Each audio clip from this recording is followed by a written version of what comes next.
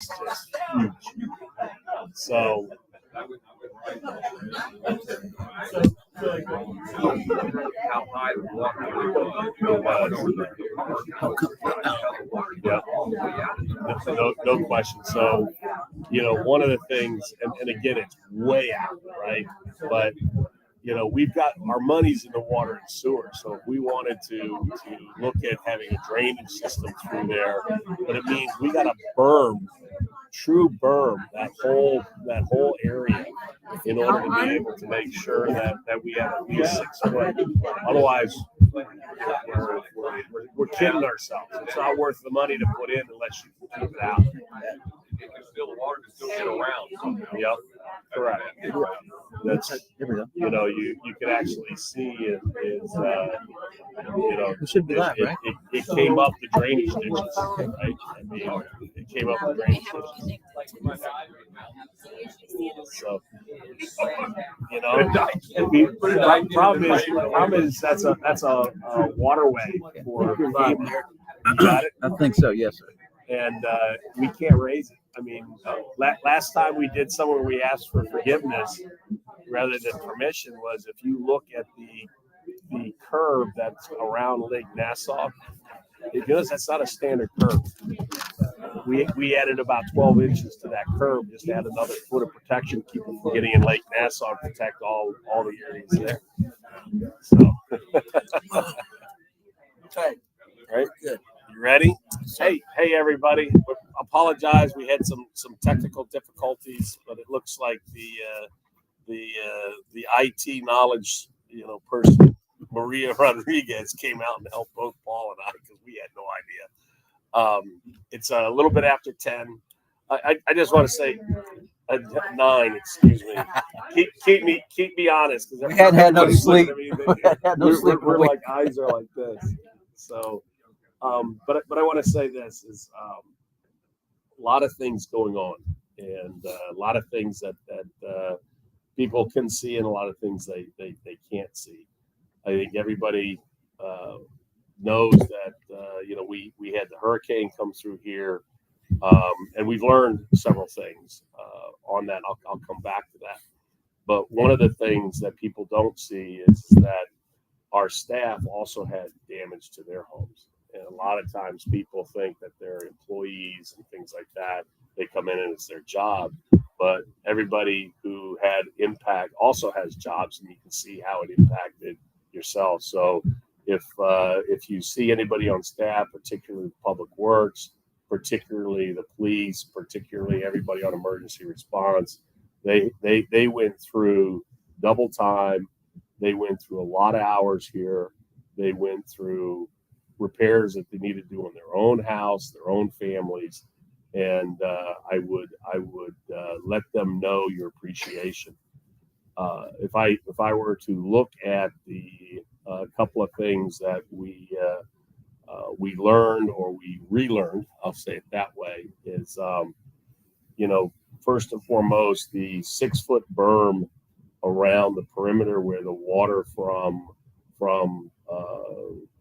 the bay, where the creek or wherever you want to. We found again that's an important parameter that we have to make sure we shore up. Don and I were having just a sidebar here. I know of at least 3 places, and that doesn't even include the park, and we can sit down there. The whole perimeter of the park probably needs to have that berming, and it's probably the cheapest protection that we can do.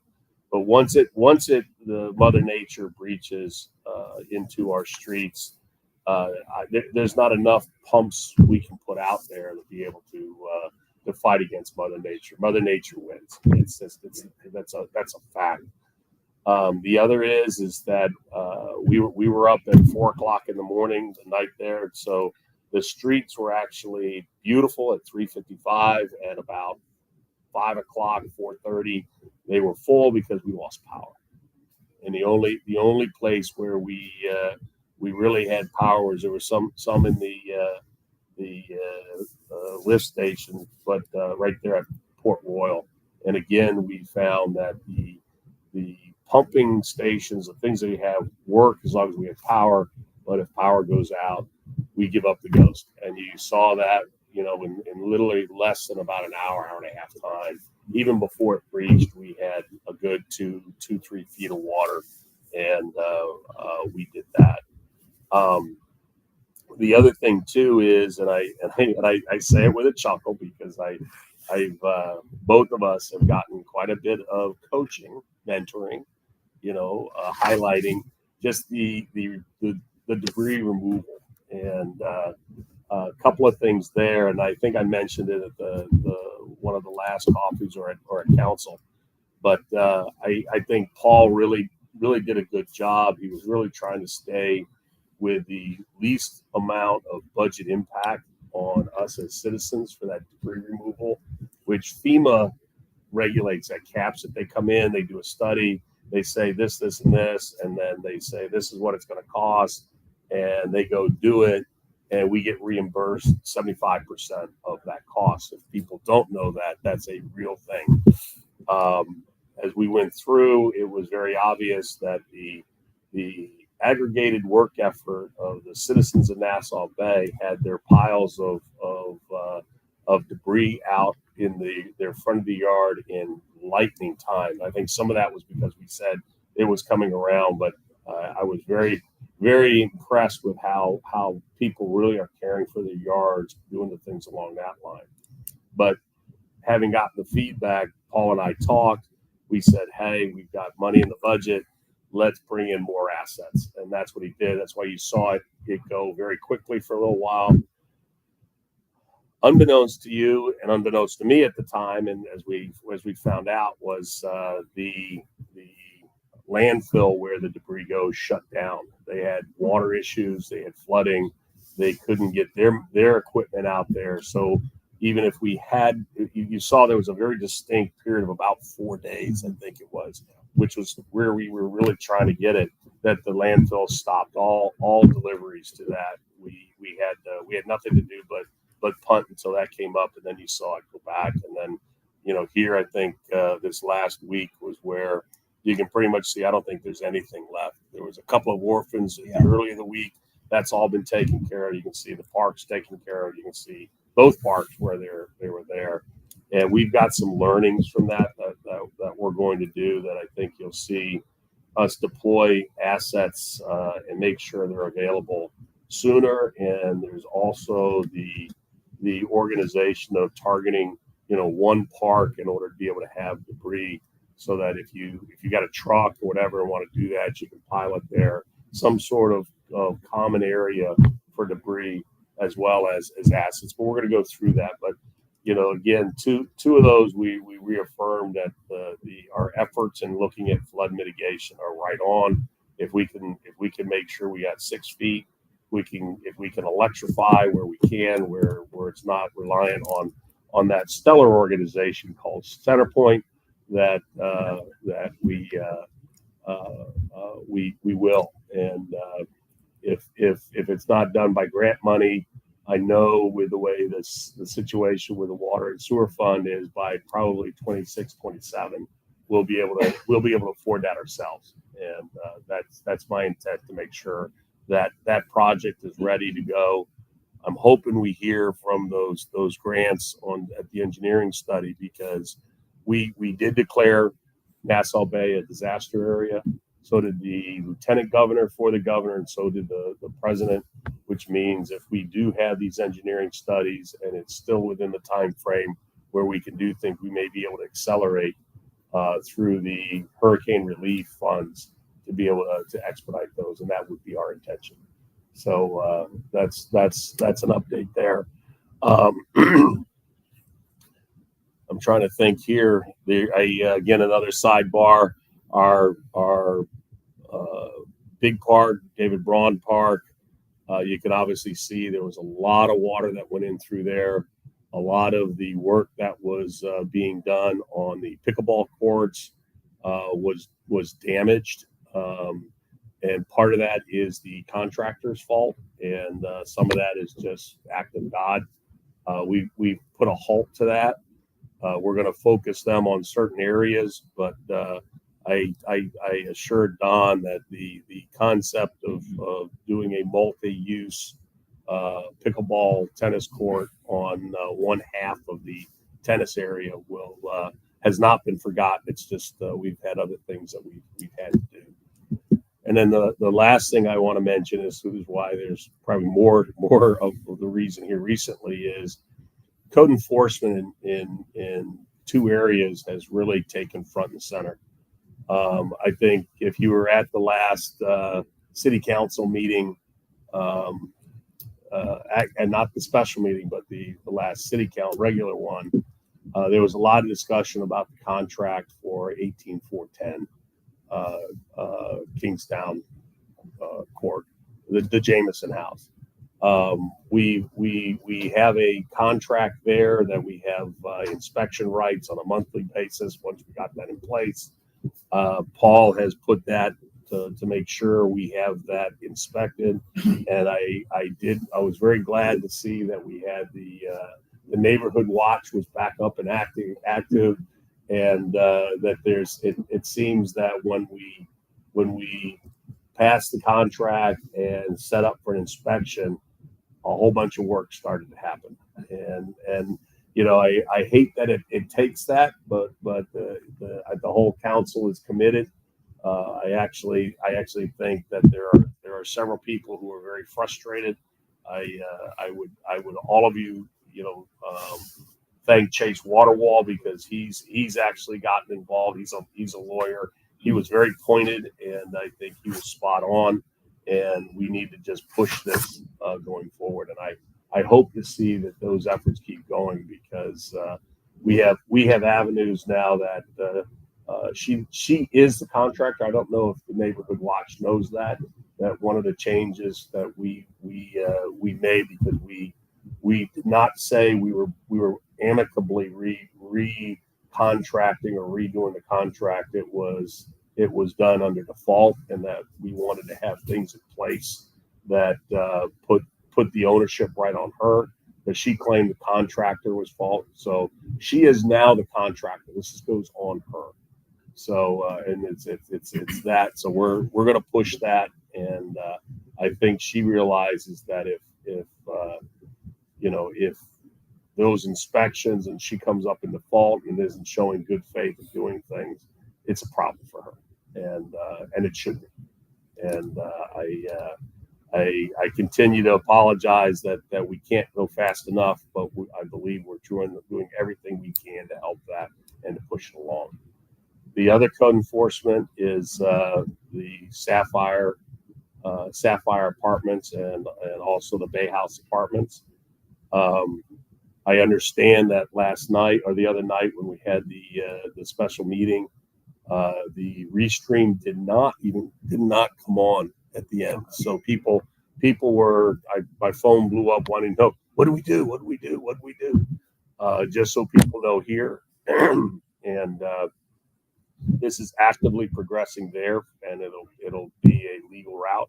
We engaged a law firm, Lewis Brisboe, who excels in and has quite a bit of experience in the management of, in my terms. I don't want anybody to think I know the true definition, but from the inspections we saw, they're kind of like slumlord type provisions, and the inspections that were done, the unannounced inspections that were arranged by what I call our guardian angel, the courtesy officer, who was a Galveston police officer who was living there, who had to break her lease because of mold. She's pregnant and has a child. She organized eight different people in their apartments where we were invited in order to be able to do inspections. And what we saw was just horrendous. So we've engaged Lewis Brisboe. We are noticing that the apartment management that we believe that the life and public safety or public health is compromised, at least at those 8, and that they need to. We're going to notice some. That means that if they don't fix it in a short time period, I think it's 10 days, that the occupancy permit for those will be pulled. and we're moving there. We're also going to be looking because as we verified again today, they have a common chiller system for each of their buildings. And believe it or not, the chiller went down again yesterday. So the people in building 2 for a August day in the great city of Houston, which will probably go to about 100 degrees. There's a number of people who are without air conditioning as we speak. So we've got Tony, who's going to go over, Tony Russo. We're going to make sure that the citizens are okay. We're also want to organize an effort to be able to make sure that the public health of that common piece of equipment is intact, because if that has the same infestation that we saw in the 8, which if the 8 had it in a common chiller cooling system, I believe there is, if not all, a very large percentage of them that are compromised, and we will deal with that probably in the same way because this has gone on too long.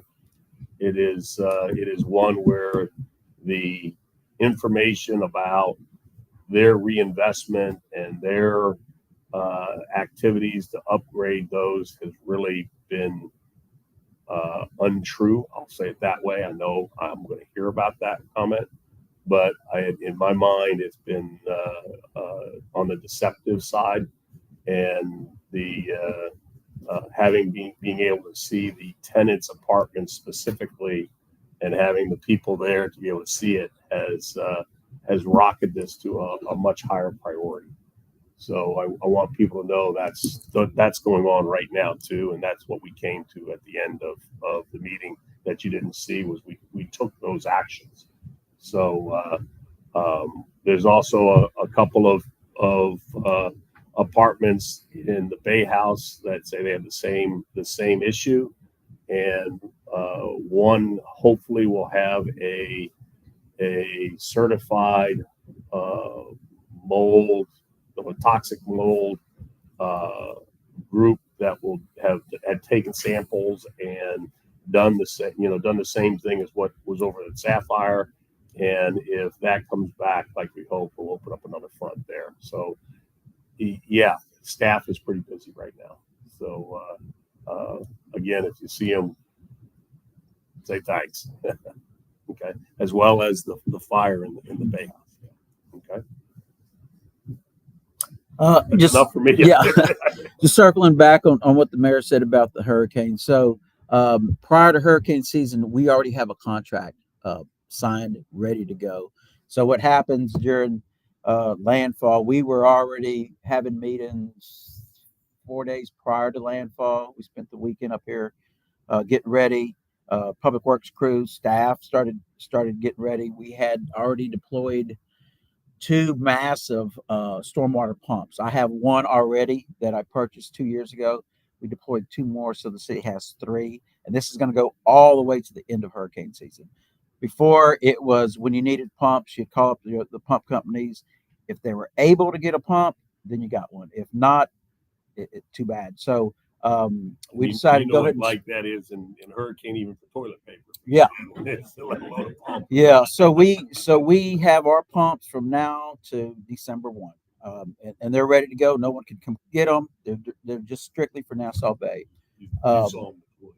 And then soon as it hit, we were here on the ground. The guys were ready to go. We deployed our emergency generators. We had surf court lift station going.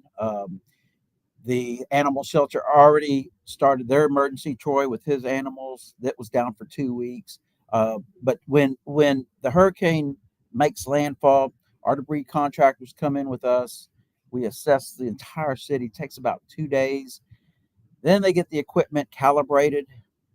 Then they start going. So it takes about 5 days, and that's across every city. And then one thing the mayor mentioned is that we wanted to have, we had 2 trucks dedicated to us, and that he said, well, let's spend some extra money. We have it. Let's get everything picked up. Well, Sherry Dietrich is our she's handling the emergency contract, and we figured we was probably going to spend about $100,000 extra to get everything moved. But she was able to put some pressure on them, and I give a lot of thanks to her. And so that cost there's no extra cost. Yeah. So yeah, so she did a good job. We had 3 trucks. I think a couple of days we got a 4th truck.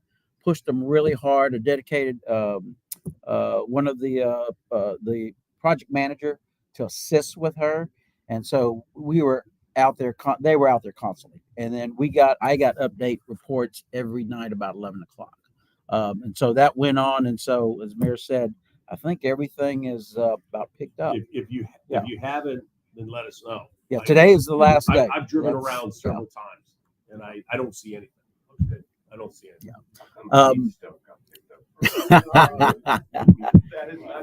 We put it in his pool. and so we got the special treatment. it would have gone a lot faster if our original plan was to have Howard Ward Park the debris location, and then what would happen is we would put everything there. It would get mulched up and then trucked out. What happened is that we're in a flood zone at Howard Ward Park, so we're working with the state now to get Howard Ward Park authorized to be used as a debris staging area for the next, and that it would go probably twice as fast. Hey, Paul, did Yeah. Sherry report to you? Yes, sir. She Yeah. did an excellent job. Her Yeah. communication was phenomenal. Yeah, thank you. I'll pass that on to her. Yeah, she was out there. She put a lot of time into it. And actually, her office is at the fire department, and they wanted to have an off-site office where we can communicate, and we said no. So we actually made an office for them, the debris contractors at the fire station. So it was every day direct contact. Sometimes I'd have meetings every day with them, and so it was really good. We learned a lot. We're going to have some improvements, and just hopefully, we can get everything moved out a lot faster next time. But after 2 weeks, we look pretty good. I live in Lake City, and we still got debris out there, and so I was monitoring other cities, Seabrook, Webster, on all their social media platforms, and we did really good. I actually had some residents reach out to me asking if I could reach out to other cities to get with them and see how I can help them. But I said I take care of Nassau Bay, and that's it. So, but it was really good. And some of the other highlights that we've got going on, the David Braun Park, the basketball court will be down August 19th to the 30th to get repainted. So we're getting back to normal just recently. A lot of budget meetings every week.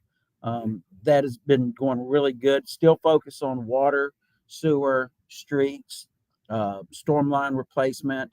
So in the water tower is going to be painted. We have some big items, but it's a good focus. I'm getting the update on. We should start seeing contractors by the end of the year, beginning of the year, for the 4 miles of water line, and then the additional replacement of the NASA 1 water line, and then the force main. The entire force main will be replaced within 3 years. So we're pretty excited about that. We are doing just to emphasize the main force main that comes down Upper Bay Road all the way down to the water plant.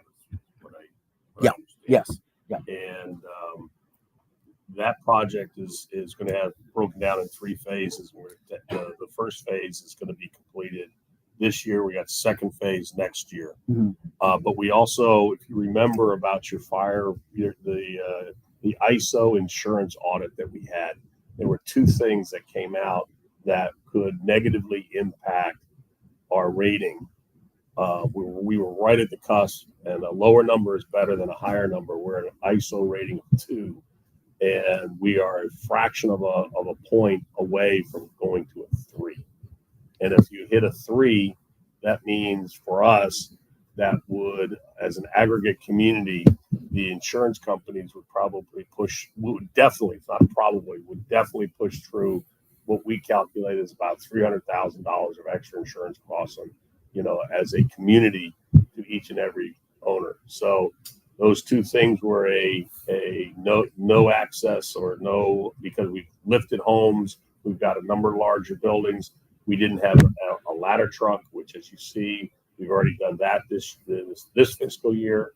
And then the other is, and you know it if you go in your shower, or sometimes I think in some of the areas of the city, our water pressure grid for the potable water, the drinking water, is mediocre. It's not that it's poor, but everyone sees that sometimes our pressure is not the best. So the project that Paul's talking about is from Upper Bay Road out to the Hilton. We're upgrading that whole header system, going from an 8-inch line to, I believe, a 12-inch line, which will substantially add the amount of water. Anybody who's an engineer knows that it's not linear. If you go up 4 inches, you're probably going to double the amount of water that goes through there, not just a third. And that's going to provide that water in our system. That volume of water coming in can't go anywhere, so pressure's going to go up. So we will have in all the locations with our fire hydrants, they will see the pressure necessary to take away that hickey we had, that tar baby, as I like to say, from that audit on pressure, so that we have the flow coming out of our fire hydrants that we need. And that's what's, and you see there's 26 more fire hydrants around. When are you expecting the pump to go in on Upper Bay Road? We'll get the water tower painted first, and then the header. Oh, the pump on Upper Bay. Pump on Upper Bay, where y'all have been doing all that. I think they poured concrete last weekend on the basin, and I think now it's just we already have the pipe in the ground. It's just all the connections, and so couple weeks probably. Yeah. Yeah. And that's again coming back to the power. That has a gas-driven or a diesel, I believe. Gas. It's gas. It's gas. Yeah. And it is gasoline powered, so that it will work even if we lose power, etc. How large a tank does it have? How long will it run? 24 hours. Yes, you'll have to yeah, refill it. Yeah. But that's not our problem. We have the ability to do that. Unless unless when you think about it, is if it's bad enough where it submerges it, we have to give up the ghost, because it's if it goes over, if it submerges it, it's done. How high will it be? What else? It's going to actually be right on the boardwalk. Yeah, so it'll be about 7 feet. Yeah, it's just right at that. So if it's a main, yeah, and it's all hydraulic lines. We could get it out pretty quick. We can deploy it very fast, and we can get out 2 hydraulic lines, and that's it. So So this is yeah. Correct. It was. It was a. White cap. We had white water. Yeah. No, but the thing here is, just so everyone knows, that's a demonstration project with that gas-driven pump. The whole philosophy is it costs us less to do that than it does to electrify. It's really expensive unless we can get, like I said, some of these projects. But if it submerges, you have to replace it. It's the pump stuff. It's tough. Are those new 3 pumps, are they electric or generator? The ones I just have rented, they're diesel. Yeah. They're all diesel. Yes, ma'am. They're deployable diesel. We can put them anywhere in the city, and we can use them for stormwater, or if we have to run a bypass on a sanitary line that's broke. So it's vice versa. So, and I seen Sherry just actually is in the back. I'm glad she showed up. This is Sherry Dittrick in the back. She must. So all the debris stuff, you can thank her for. You want me to repeat my comments? And Sherry, Why don't you, Pete? Hey, Sherry. Sherry, you want to come up on here? Up here, Just Come come and up. introduce. So Sherry, before you came in, Bill and Paul was giving an update talking about how you were Point and what a great job you did, saved the city a bunch of money. And I said, Sherry's communication was phenomenal. Thank you. And so thank you for doing that, and we're glad you're on the team. Thank you. Well, yeah, I too am a homeowner. I live in LaPorte. Just a short story. I retired after being a police officer and chief of police for 29 years and emergency management coordinator. But I'm just a person just like you guys, and I know I had debris too, and I wanted it gone. I wish it was overnight, but it's not. I've been doing this a long time. But our debris company's been fantastic. I can tell you, I sit in the EOC and I ran that during the storm. And as soon as that storm passed, I think I kind of spun everybody's head over there because I'm like, I'm on the phone with the debris companies right now. And I can tell you, we're one of the first cities, if not the first city, that had our debris contractors down here within a day or two meeting with me and started on that following Monday. So that's how I like to work. I'm kind of let's do this kind of thing. But you guys made it easy. I'm sorry about the bag issue. That's not on the city. I too want to throw all my stuff in the bags, but I had to pour everything out myself.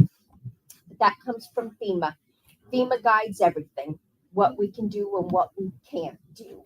But we work through the bags. Yes, sir.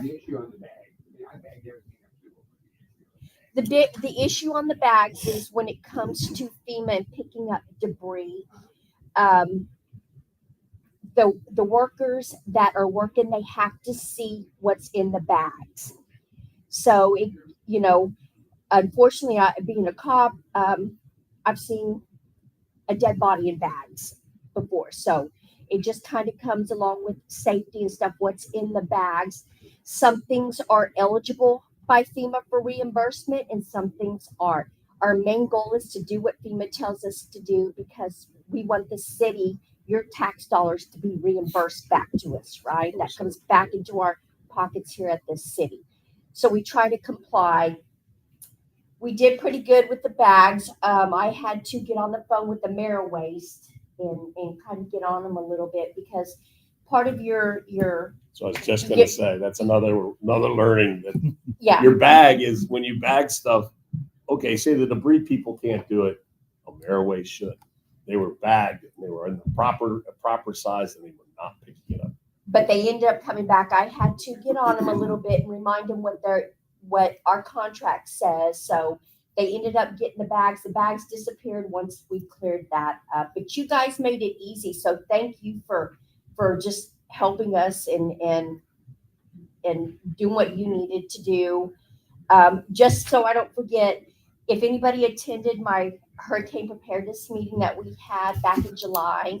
You mean the 140 people? Yes, yes. We couldn't even count higher than that. Listen, in my defense, when I decided to put this on, one of the main things is it's all about communications. Get it out. Let's let people know. So I was told we never get more than 8 to 10 people in this. So I'm like, okay, well, we had to turn people away at 140, and I think we turned away 60 something, and that broke my heart. Yeah, so we're having another one on the 20th. We're having it right here. We know this place can hold 99 people sitting. So 350 people in total, I think, is the occupancy. I think it says what's that say up there? 374 in. I thought it was 350, so I stand correct. When did you put that up? I knew I was going to say that. So let me correct that. I think we have 99 chairs in here. We'll shove some more chairs in here. We'll make sure if you came to the first one, it was pretty hot. So we're going to kick down the AC and you may even need to bring your jacket, but we're going to have some wonderful door prizes. If you came last time, you didn't win. I've got some good ones this time. Say the date again. It's the 20th, Tuesday the 20th, starting at 6:30. My very close friend Dan Riley, who is the meteorologist out of the Houston Galveston office down the road, will be giving it. He had emailed me yesterday. August 20th. August 20th. What time? 6:30 to 8. 6:30 to 8. City Hall. City Hall. What's it all saying? Be here or be square? I don't. Yes, ma'am. I have a question. I was at the previous one. And are you going to run the same format that you did at that one? No, I think we'll change it up a little bit. We're gonna, Now that everybody here has been through, Yeah. this is where they need to be educated. yes, Yeah. we're The gonna, nightmare came, now we need you to cooperate and we can get our city back to what it was. do you wanna help me teach? You have some great ideas. But Dan did say he's gonna do some lessons on, some lessons learned on Beryl, and I'll probably have some lessons learned from the city's point of view of what we could do better. You know, our number one thing is communication. And I'm always open. I was in Alaska, I got plenty of that. Good for you. Yep. Yes, Good. ma'am. From Instagram, Facebook, us neighbors. Good. Pete gave me some good suggestions last time. So I'll thank you for that. I'll Just to emphasize feedback. something, because there is a misperception on a number of people that think that they only will get notified by rave if it's a hard line, and there's some people that think that they only are going to get notified if it's a cell phone line, and neither of those is correct. If you give a phone number, they will call it. It is your decision which phone, and since this is being recorded, I highly recommend everybody choose and submit to Sherry the phone number that they want to be called in the rave system, because there is not a restriction on that, depending on if it's a link. I picked up a lot of calls from people saying, I'm told that I have to have a cell phone and I don't have one. I only have my landline. And I've heard, I got rid of my landline, so I got to use my cell phone. And neither one is true. You give a phone number to her, it gets put into our database, and you will get reached at. You'll be And Phil, contacted. you can put multiple. You can You can your put cell multiple. phone number, you can put I your would- email. I would which is prefer- what yeah. I do, and I Correct. get both. I mean, some of there were, as everybody knows, there were some real communication issues because power went out. But so internet went down, even texting was difficult and Oh, yeah. stuff like that. But when you have, coming back to your point, Pete, if you have multiple things in there, they're going out whether or not there are infrastructure issues based off a hurricane, and you're better off having multiple channels to be communicated, because one will probably work. So I can't say it enough, get with Sherry, get with Paul, make sure you as a community, Joe and Josephine, Nassau Bay, please get your phone numbers so that we can contact you. From what I understand, Nassau Bay went from an older communication system, and they transferred everything over into Rave. And while I've been cleaning that up, I noticed there was a lot of issues.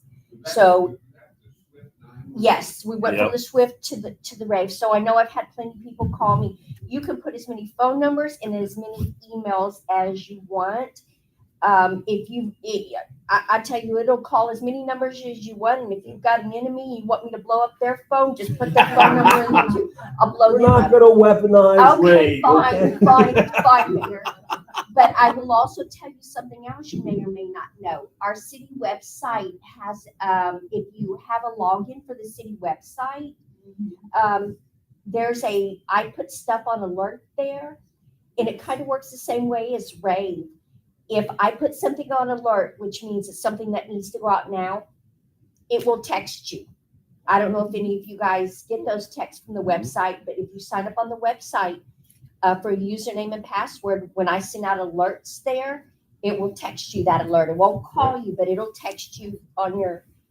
And just so everybody knows, even if it's challenged, the most reliable way to communicate when you have a catastrophe and when internet goes out, power goes out, cellular towers get overwhelmed. It's very difficult to get people actually on the phone, but text usually works. So if you're only going to do one, and I highly recommend you don't do one, make sure you have that text, because it has the highest probability of success.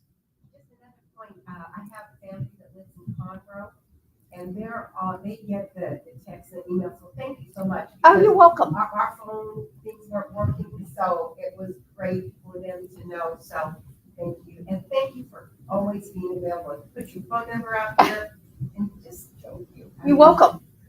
Look, I want to be informed. I'm a resident of LaPorte. I feel no different than you guys. Tell me as much, I'd rather you guys have the information than not have the information. I work on being transparent. So if you want it, I'll give it to you. If I can give it, I'll give it. So Sherry, if somebody is not currently signed up to receive rave alerts, Mhm. what is the easiest and fastest way for them to get signed up? Well, on our website, we have a link right to it. On Facebook, I have it pinned to the very top. If you go City of Nassau Bay, it's pinned right there. You don't have to scroll it. The link to it's right there. You can call City Hall and say, hey, transfer me over to Sherry, and I'll sit there and type you in myself. If I have to drive out to your house and take your information, I'll do that. So I'm available to you guys. I work for you guys. And you too, Mayor. No, you don't work for me. You I work for him. I'm available. I just want to clarify one thing. So did Ameriwaste end up picking up all of that? They did. They ended up they moved it because the overwhelming amount of bags, I guess just from all their clients, they agreed on 5 bags per household. And we all know that a lot of people had close to 500 bags, it looked like, per household. So what I did when people were calling me, I even put it out there. I said, put your 5 bags out. And if Mary, Joe, and Ellen don't have anything in front of their house, run out there and put 5 in front of every house on that block that doesn't have 5. So. And then I think they came out on a Saturday or late Friday. I got a text and it was like, it was very odd that they came out. They may have. Yeah, I think they came out on a know. Saturday. I think they may have all, I mean, they take it to a landfill Sunday. also. Yeah. Huh? I saw a lot of bags. Really? picked up Okay. on a Sunday. Okay, they may have, yeah. Good. We are finishing up right now. My debris truck is making the last round and we are done. And we're proclaiming no more storms this year. And so we don't have to deal with any more debris this year. Yeah. Okay, I wish I could. Well, let's Sell that. I wish I could let's sell just that. say, unless another event comes in, we'll have our fun again. Yes, we'll have our fun again.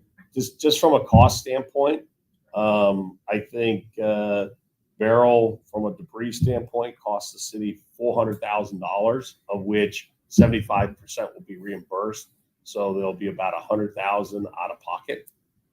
Put that into context, Ike was about $1 to $1.2 million of debris expenditures, and I don't even believe it was 75% at that time. I don't think we got that. But one of the things that we were discussing through our budget cycle is to make sure we have enough cash. I think if something even worse than Ike came, that's a major expenditure item.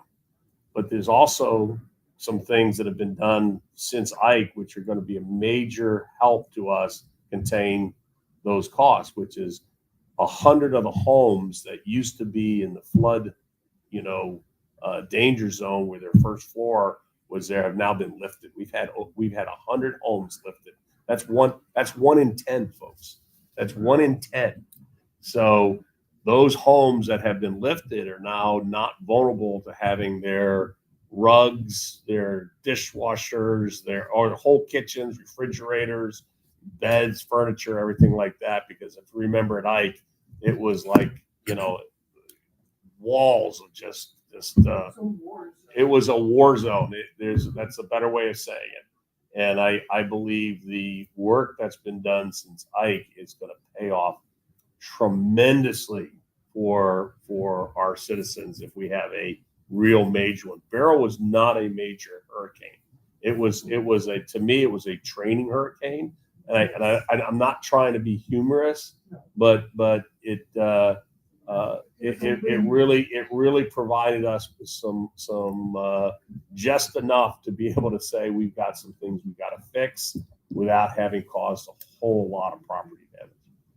Could Are I? you guys going to do some statistics on, like how much debris and how, I mean, or even take pictures and go around the neighborhood immediately after disaster and show where trees had fallen down. So I gotta give a shout out to Chris Wilkie. He did something because he's a new drone owner, not the drone person that I talked about before. He is there, and he actually took pictures of at least one half of the city, and we were able to do just that. We were able to see some things as to where, what's the vulnerability, how we do stuff. And one of the reasons we had such tree impact was the amount of rain we had leading up to that. The dirt, the lawns, everything were just saturated with water. So that's why you saw, huge big trees with their things upended because the dirt was just saturated. I mean, that's Hey, why hang I'm on, saying, Jim. just put the statistics, down. This hurricane had winds of this speed. Mm-hmm. The tide or the So amount of water that came up was this. So when you I can you have absolutely do information that. along the line You write that where, down? you Yep. say, Yeah. hey, there's a hurricane the coming. cruise is over. This is what happened Yeah. last hurricane. You better be ready. Just- I can do that. Just I'll give a shout out to the Cruz family out in Harbor Martinique. They have a weather station, and they were giving me updates, and the people may have seen them also on Facebook. But he said we topped out at a gust, not sustained, a gust at 111 miles per hour. Just so everyone knows. I think there were some pretty. They it progressively went from 80 to like 88 to 95, 97, and it topped out at 111. So Phil, they had on local news, KHOU did a big story. The Centerpoint CEO fell on his sword and apologized. They had not done for years proper tree preventive maintenance. So No. they showed them out now, Centerpoint out doing more maintenance. So question I have mostly for Paul. So Paul, with your relationship with them, are we putting pressure on them to get into Nassau Bay and do the preventive maintenance? Yes, and actually, two things on that, Pete, is I have a meeting, not next week, but the following week with the new Centerpoint representative for Nassau, for the region. So I'll be meeting with them. And then also we've hired 2 part-time people for 3 months, and their entire job from Monday through Thursday is cutting trees. Yeah. That's it. We're- Nothing we're else. doing it. I received in Val Harbor, a notice, what was it, last week, several of us, that Centerpoint would be probably losing power for a while. They're going to be doing some updates. And last night, 10 o'clock power went off. I forget what reader went on, that's why I knew.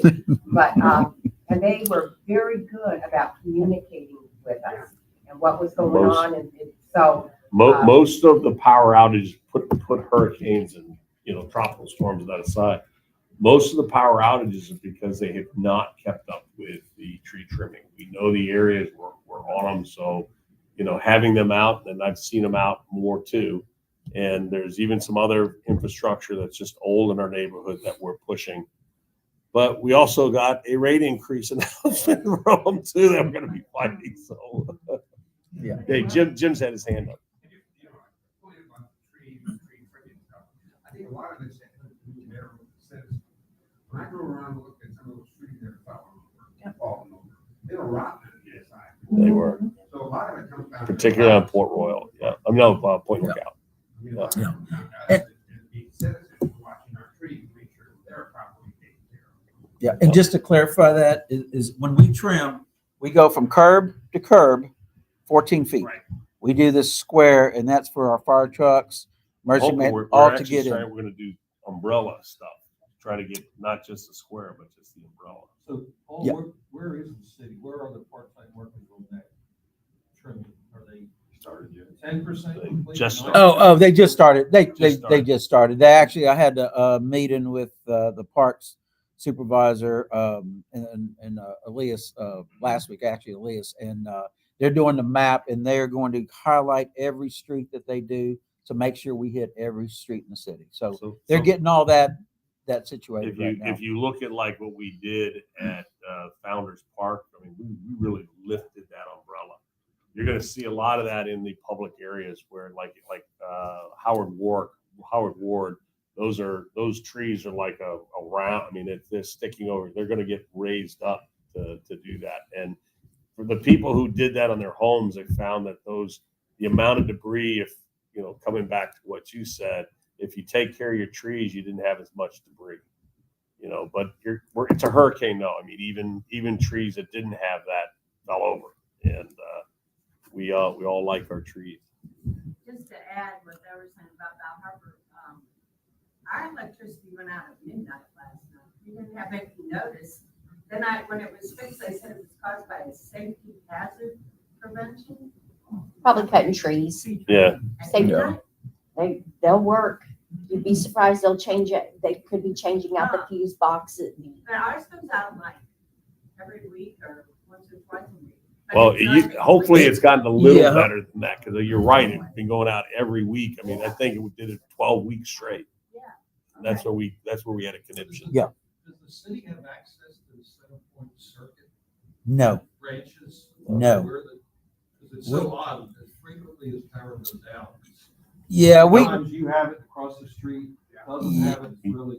yeah, after with Homeland Security and stuff, I was able to access maps. I've got old maps, and nowadays you cannot get anything gas or electric. In addition, like there's some real story. We had a power line go down into somebody's pool, and we had no ability to really deal with it.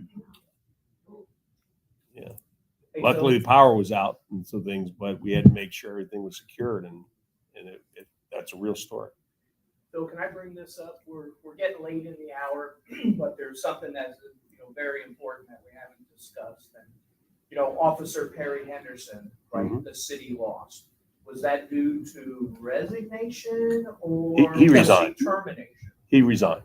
And so no one knows any of the story on that, but he was a rising star, right, in the city, right? He was doing phenomenal work, and all of a sudden he's gone, and we're sitting here like, what happened?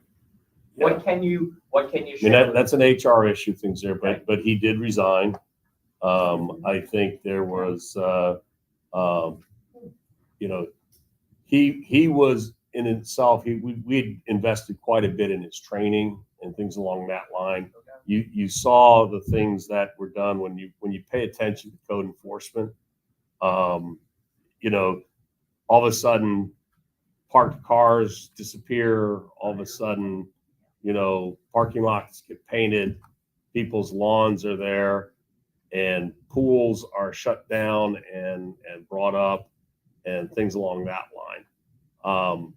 I don't want to duck the issue, because I think there was just just how much empowered he was to go after certain things. I think he felt a little restricted, but at the same time, I think he also had a very, very good opportunity. I don't know if people know, but Officer Perry was an executive chef before he became a code enforcement. And one of his clients, when he was working with a PGA, actually reached out to him, and he's going to be the executive chef for Cotton Holdings, which is Houston's largest prepared meals catering for top of the line events.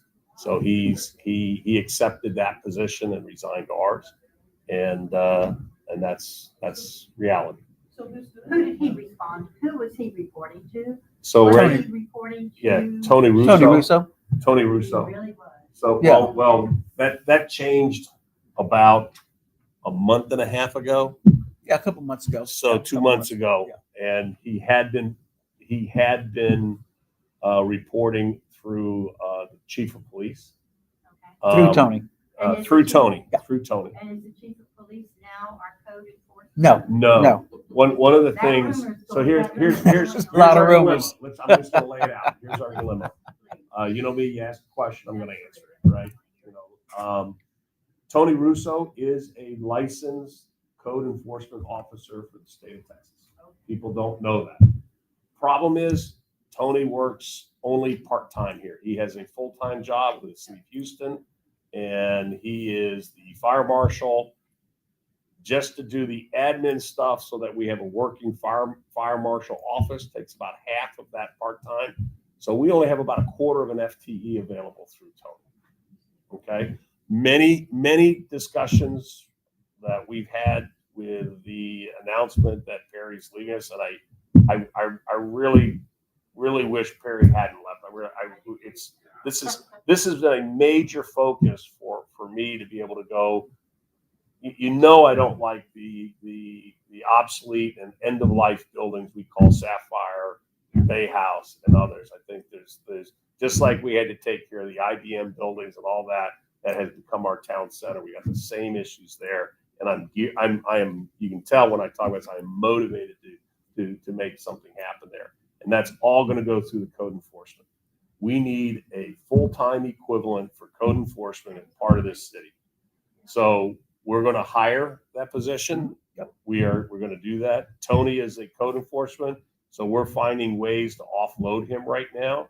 I think we're working with the police department, and there's other individuals who have expressed a desire to be in code enforcement. So, and done some of the training, but only Tony Russo is a licensed, certified code enforcement officer from the state of Texas. So he's going to serve in that. So we're trying to offload him. He's taken on, and God bless that, is he's got to finish the fire investigations at the Bay House, and he's going to be the point person for the Sapphire, right? And there's people who are going to offload for some of the other less, how should I say, technically demanding aspects of code enforcement. Tall grass, right?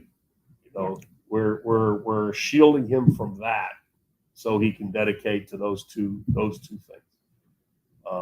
So that's. So when people want to make reports, you had a government, there was a form or something that you applied to, filled out a government form and submitted. The MyGov, yes, ma'am. MyGov. Yeah. And then y'all will direct it to the. Yes, appropriate yes. person. And so actually the Public Works office manager, Kathy, she's agreed to help out at any capacity. PD is going to be helping out, as Phil said, with the high grass, junk vehicles. And then Tony is just dedicated to these mold issues and all that stuff. So we're not going to skip a beat. We're just going to constantly keep going. Coming back to this, I started out on it a little bit. I believe you're going to see actions that we successfully implement. And again, I want to give a shout out to that courtesy officer. Her name is Brittany. I knew her as Brittany Taylor. She's Brittany Zapata. She has been an angel for us. She has organized us to have access so that we have actual tenant inspections of public health issues that we now are able to work because of her efforts. I don't want her to go unnamed. She is our angel over there. And now that we've had the information, we believe that we have the authority to enforce public health. There are public health issues there, and they are not going to go unresolved. Period. So is there any way we can help those folks out in the interim? I mean, if you're talking about air conditioning not working now. So it is the apartment management's responsibility to, if they have an uninhabitable apartment, that they are supposed to provide those things to them, which is, given the nature of again, my personal description, not a technical description of the type of landlords. They have not done a really good job of that. I'll give a good segue to another shout out to people who have been really helpful during this. Gloria Day, Pastor Dan Shepman, and the chief of staff or COO, whoever, Beth Kerber, opened up Gloria Day as a cooling center. They opened up their internet. They had working infrastructure, and I swear I think 150 people minimum took advantage of that. And my understanding is they're going to do that now every time there's a catastrophe. That if there are things in the neighborhood, their plan is to be a service to them. They also, for people, if you're interested, and it's amazing how you open a door to this. There's a lot of information. They have a chainsaw gang, and this chainsaw gang gets certified. Believe it or not, there's training and things like that, and they've got self-funded where the folks have, that they provide the chainsaws.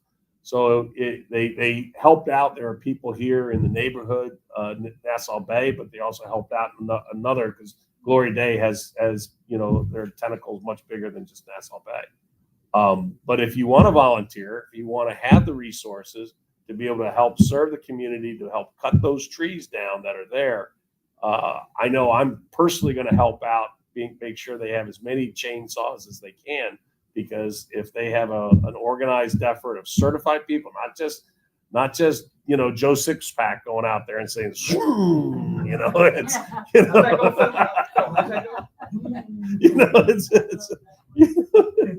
these guys, they train because they don't want anybody to get hurt, right? And they do it right, and it's the chainsaw gang. So they call them this. Did you say that our residents could rent chainsaws from them? No, they will not. They will not do that. Their trained people will come out and cut your tree. And is there a charge? It is not. It is. If you want to give a donation. Yes. Yep. Yeah, correct. So. Can I mention Jump something? in. I'm sorry, And not the to same change, as some of the people in public. not to change the subject, but I was just thinking about if you have storm damage that you're going to have repaired. Don't forget to grab your permit. Right now, all the fees for storm-related repairs, the fees are waived right now from the city. So don't forget to get in there if you got to get your new fence or you got to have a new roof. Don't forget to stop by and see Miss Cecily for your permit. It's free right now. It's Before free. that window closes. And just to add on to you, not only is it free because we had to take action on council to allow that, but we actually have authorized Dick Gregg, our city attorney, to create an ordinance that any declared disaster area, it doesn't take a ordinance being a resolution by council to authorize it being free. It'll be free each and every time, and it'll just be available for our citizens. Because I don't see anybody not waiving those fees during a catastrophic event. We don't know if the HOA is waiving fees. I do not know that. Okay. One other comment when you were talking about Centerpoint, I want everyone to know that while your power was out, if you will call Centerpoint and ask for a refund on your electric bill, there's a Good for you. I did not know that. There's a good chance you may get it. Yeah. So when you're having these power outages, I'd stay in touch with them, but especially during this hurricane, they are giving some allowance. That also goes along with, I know if you have cable and stuff like that. That is right. Yep. I was just Hang looking. on. Hang on.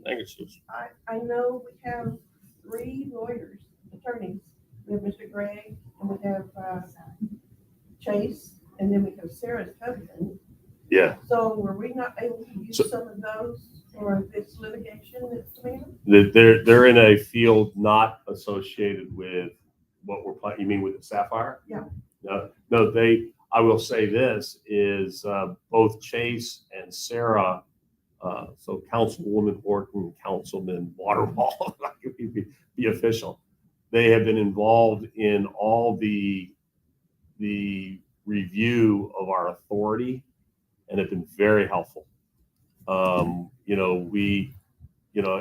the right reasons, our city attorney is one who tries to make sure we avoid litigation. I don't know if you guys watch, I'm sure if you remember the Godfather movie, you need a war consigliere, so we need a war consigliere, not a peace consigliere. And we're gearing up, and they've been very helpful.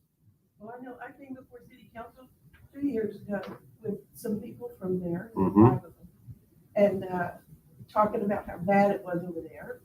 And after that, Ashley and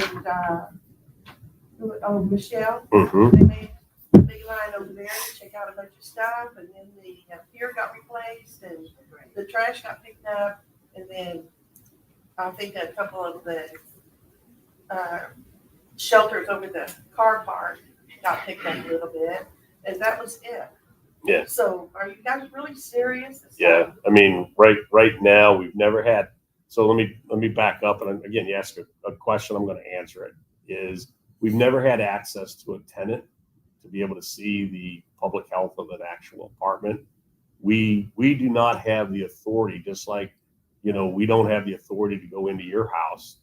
And the management company, I think, hides behind that lack of authority because they can't grant it to us either, because they've engaged into a contract to somebody who is leasing that, and it's just like their home. There are things like that. That is their property. That is their responsibility, and they have rights.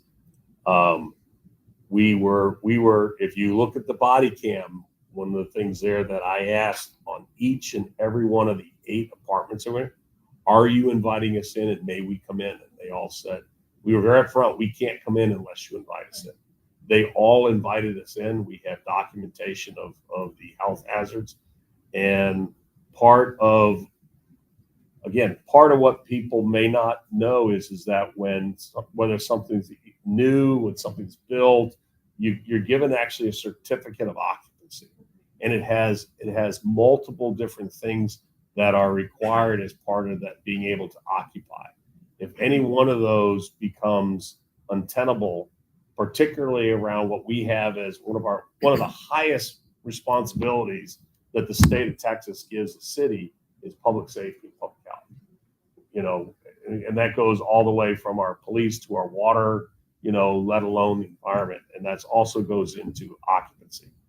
And there's no question that public health has been there. So if we take this, and I believe we have the authority, they're going to have to certify to this gentleman that they have fixed it so that public health, you know, issue has been permanently resolved.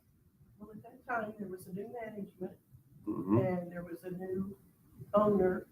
So they all came down and had a big meeting Nope. with the city folks. Yeah, they came and made a presentation. I mean, It was gonna be so I think- good. There was no elevator to work. yeah, correct. People were stuck upstairs and there been a fire or whatever. So has all of that been fixed? So the elevator has been fixed, Yeah, but it was- right? But to me, and I want to make sure I focus, because there's legal things here. I want to be careful. We only have the authority for the things that we saw in the 8 apartments that we can address at this moment, right? Doesn't mean it's going to stay that way, because there's different actions that I really don't want to go into the specifics at this moment. But if we do the things that we believe is in our authority, and we authorized it as I started here, they'll be red tagged. Means nobody will be allowed in it.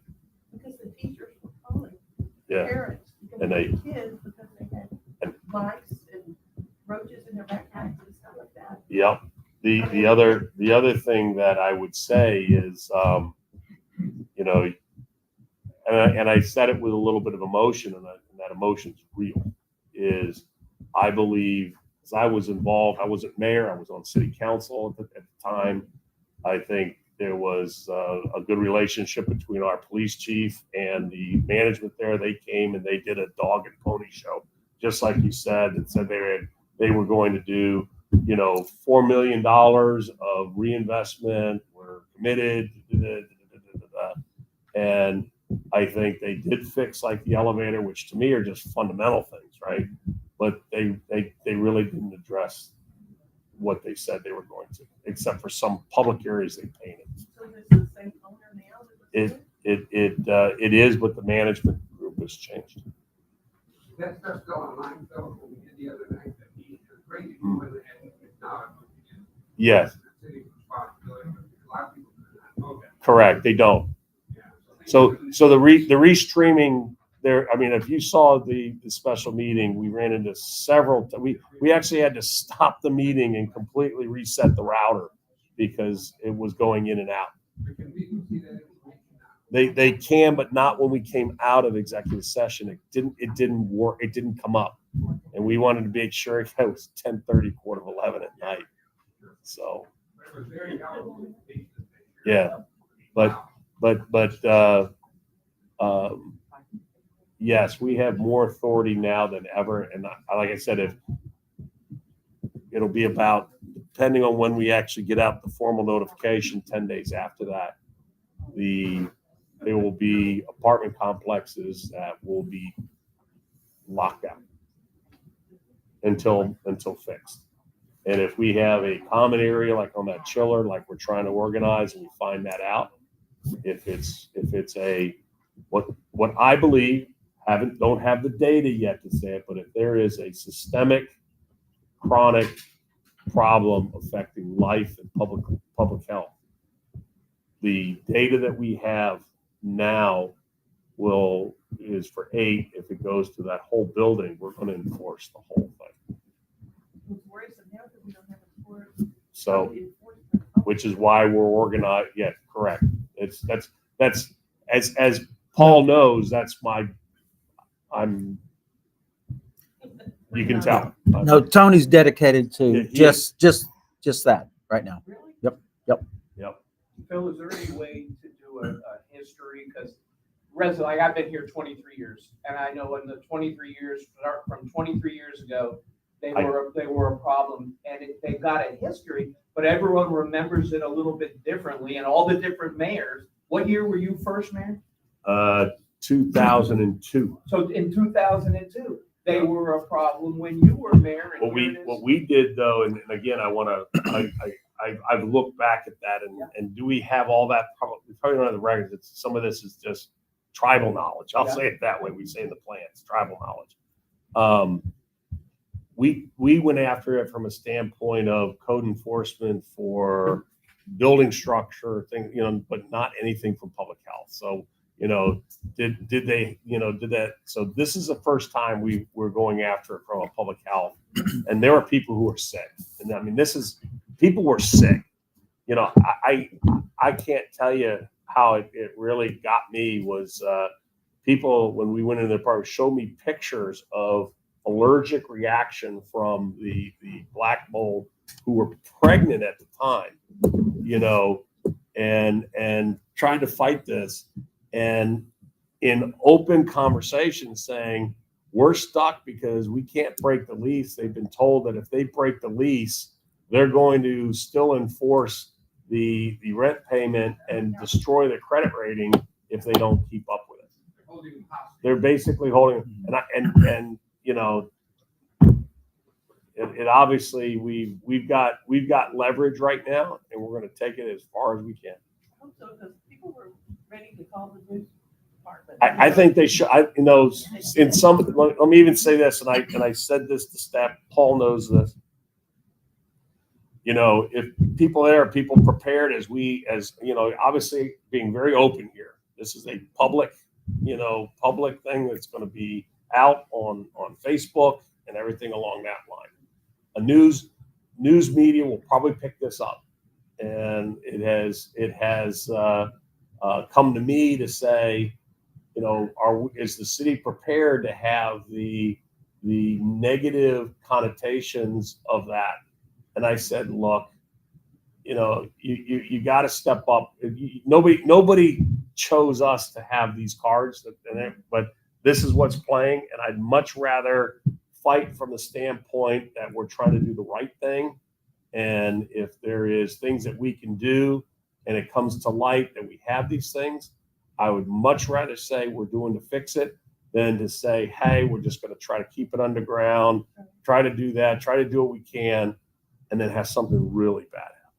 Because if you're in plant management, there's called like a triangle that you're what do they call it? An occurrence that was a near miss. That's the term I was going. If you have a certain number of near misses, there's actually statistics to say how much you're going to have. It's a really catastrophic problem. And we've had a number of near misses, and we really haven't been listening to, I think, as much as we should.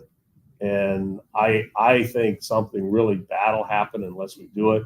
And I'd hate to be staff. I'd hate for council. I'd hate for the city to be there saying, we knew a slumlord was there and we did nothing and had to have the media tell us. Is there Psychological something that's too. changed? It sounds like we've known about this for a long time. 25 years. Yeah, so is there something that's changed that's allowing us to take this strategy and kind of go towards a We act. the actual access from the individual? No, that is it. We've never had access to apartments, and quite honestly,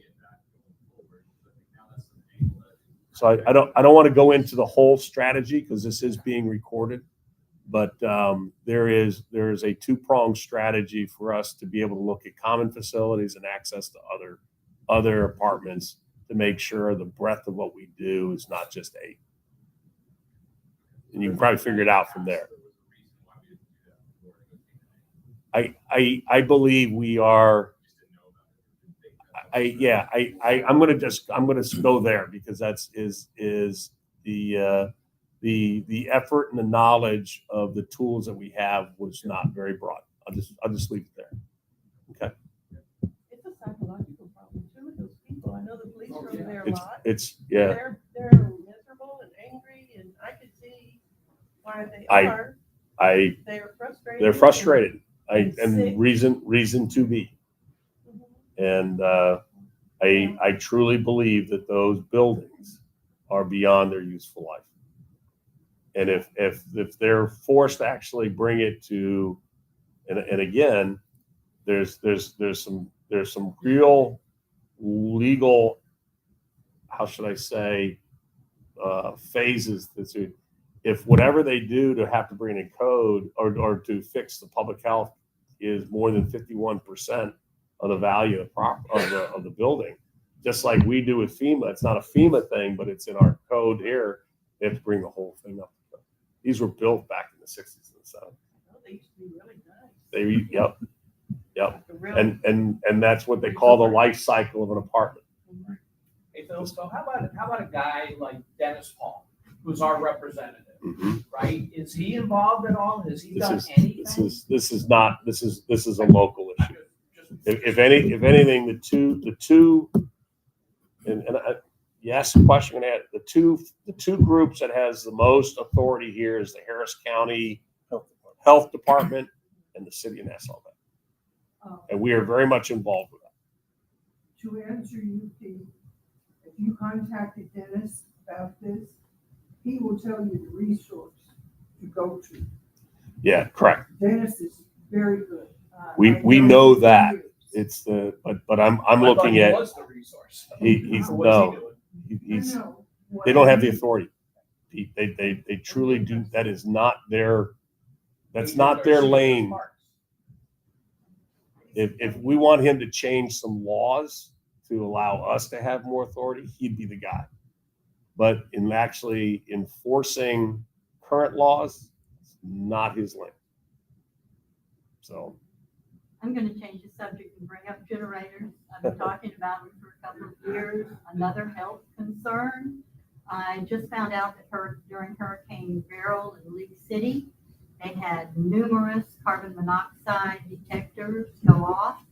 I spoke to the assistant fire chief, Lee Darrow, in League City, and all the conversation that was on next door in League City proved to be true. They did report to at least 7 carbon monoxide detector alarms going off. And when he spoke to me, he said that there were numerous more throughout the city and that their city would be looking at updating their codes and ordinances regarding generators. So I just am bringing that to your attention. Okay. Thank you.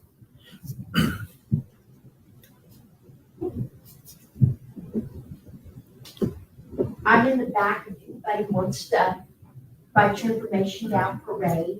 I'll be more than happy to take it before you guys leave if you don't have it. Hey, Phil and Paul. Yes. Gloria Day was amazing.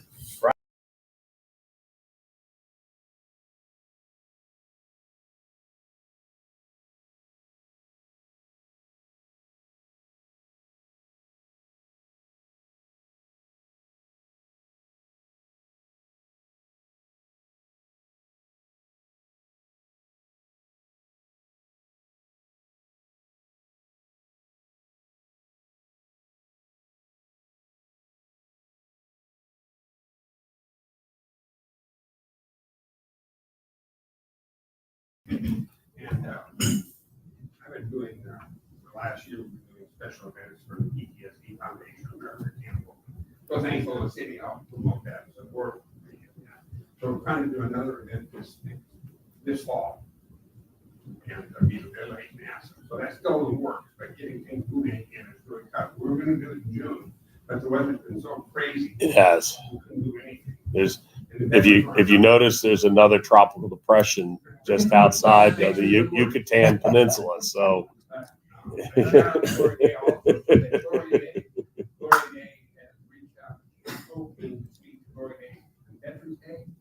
On the Veterans Day, and then Freedom Sunday, the director of Campo, who's the Baptist minister, came to speak, and he is good. Yep. Just. So really community outreach. I just got a text that makes me very happy. Our guardian angel, who's over there, just texted me that the AC is coming back on. Tony went out there, and the AC is coming back up on the residence there. Okay. So good work. I'm going to start closing it down unless there's something else. It's 10:30. I apologize that we haven't had these before, and I'm sorry you're just walking in. I don't know if there's something you want to mention. I was watching on YouTube. I mean, what's better than somebody who's actually living there right now? Yeah. Come down here. I just want to personally thank you. Yeah. For what you guys are actually doing. Well, I appreciate it. We're making taking action. We're making up for lost time. Yeah. And it's certainly got our attention. Yeah. So, and right now it looks like they're trying to put Band-Aids on stuff. I am sure, and this is one of the reasons why I didn't want to say too much, is I think they know what's coming. Yeah. They're already running some of their legal plays, and they need to know that we're serious. And my hope is that as we give visibility and shine light on this, that things will get fixed. If they won't, we're going to go legal route to make it get fixed. Yes, sir, absolutely. And that action will make sure every other apartment complex realize that this action can be replicated at other areas, and they need to get their act together, because we got 4 of them. Just I'm going to put it out there. We got 4 of them. And I mean, the living conditions are horrible. You saw it. I did. I was there. You saw me over there. Yeah, you were in my ear, so I know. I just wanted to come down here and publicly. Well, thank you. Yeah, we're gonna help, and we're gonna get there. So are you getting any news reporters, anybody helping you out from, other than the city of Nassau? Anybody helping you guys? No. Yep. I've actually heard some people have communicated, and the news agencies haven't. Yeah, we're trying. Been. And I'm fully prepared. I hope they do. I mean, I don't mean that as being, a masochist, but there needs to be light shown on this issue, and the troubles in that are ones that I think are natural ones to support the people who are there. And the only way this is going to get fixed is the more light we shine on it, the more we exert our authority as to what is a standard for there, the more it'll get fixed. And I'll stop there. I have 4 words. I say this in the military. People first, safety always. Yep, correct. Yep. Okay. Thank you. All right. All right. Thank you.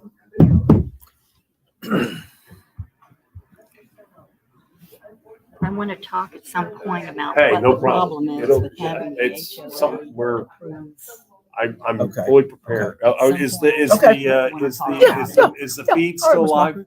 No, no, we